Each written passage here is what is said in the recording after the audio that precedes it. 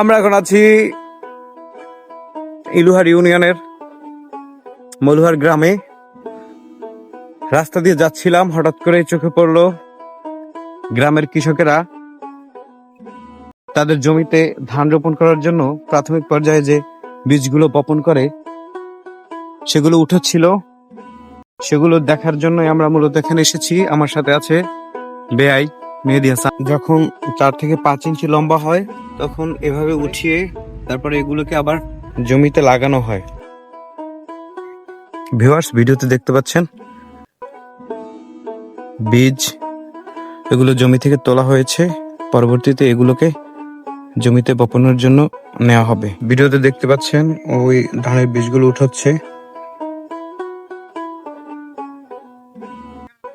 অনেক ক্ষেত্রে এগুলো নিজেদের জন্য না উঠিয়ে প্রতিদিন এরা টাকার বিনিময়ে এই বীজগুলো তুলে দেয়।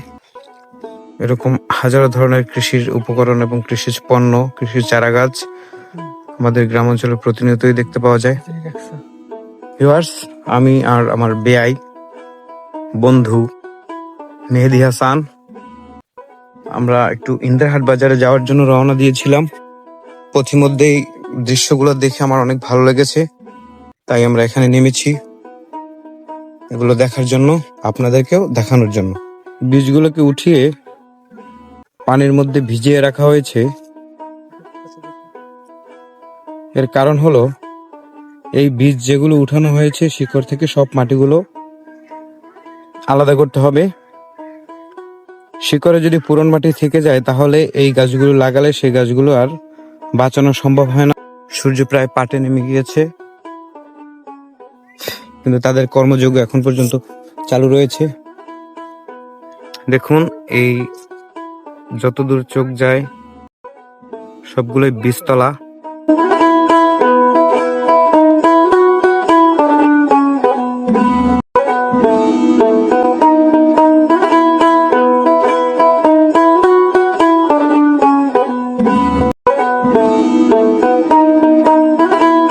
দেখতে পাচ্ছেন ছোট ছোট ছেলেরা এই বীজগুলোকে নিয়ে পানির মধ্যে ভেজাচ্ছে।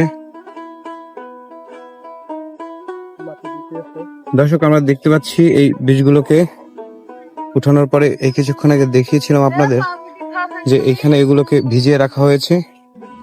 এখন ছোট ছোট ছেলেমেয়েরা এগুলোকে আবার সুন্দর করে পরিষ্কার করছে।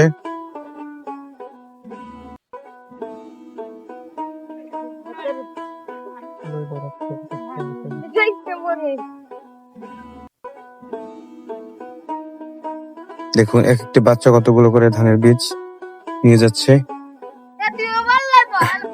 আমরা জমির মধ্যে নেমেছিলাম, তাদের অনেক কর্মযোগ্য আমাদের চোখে পড়েছে। আমরা তাদের সাথে কথা বলেছি,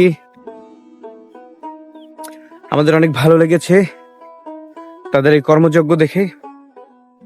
আপনারা ভালো থাকবেন সকলে, আর এরকম সুন্দর ভিডিও পাওয়ার জন্য আমার রোহান ব্লগ পেজটিকে ফলো দিয়ে সাথে থাকবেন।